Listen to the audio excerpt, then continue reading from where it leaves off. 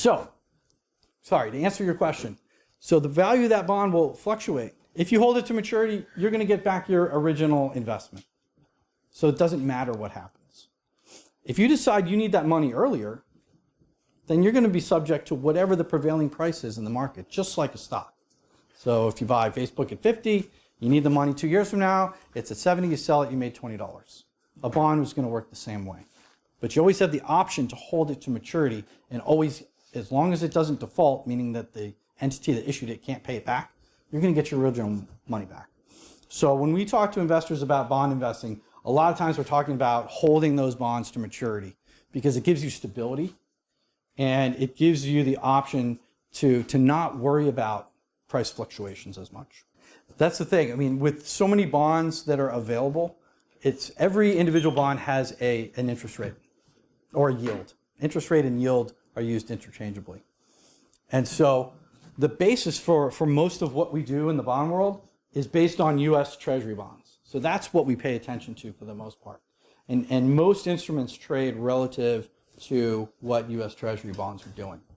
And so to look at relative value or how the market is moving, the market tends to be looked at as the Treasury bond market.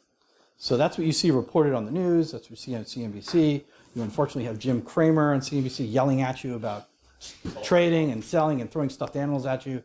And I encourage you not to listen to Jim Cramer because he's trying to turn everyone into a trader. And we're trying to turn you into an investor. So, but that is essentially how we're trying to look at it. But each individual bond is going to have its own specific interest rate. So let's talk about the difference between an interest rate or a yield and a bond's coupon. Okay, those are two different things. So when you buy a bond, there is typically a fixed rate associated with that bond. That is the rate of interest that you receive. So that is called the coupon payment, and that is typically fixed. Sometimes it's not. I like to call the bond market the not quite fixed income market because most bonds are fixed. So that, again, that is a contractual obligation that issuer has to pay you. That is different from the yield or the interest rate. The yield is the return you will get when you hold that bond to maturity. So if we think about how we buy bonds, you might buy them at what's called a discount. So a little bit cheaper than where it was issued would be a discount bond. If you buy a bond at a discount and it goes up in price because it has to mature at a certain level and pay you back your original money, that's going to be reflected in the yield. So a bond you buy at a discount is going to have a higher interest rate, higher yield than a bond that's priced at its par value. So we're getting a little into the weeds, and I don't want to get too far into that, but this is a great question because the difference between a coupon and an interest rate is an important one. And we'll cover a little bit more on that front. So just because a bond is at a discount doesn't necessarily mean it's cheap.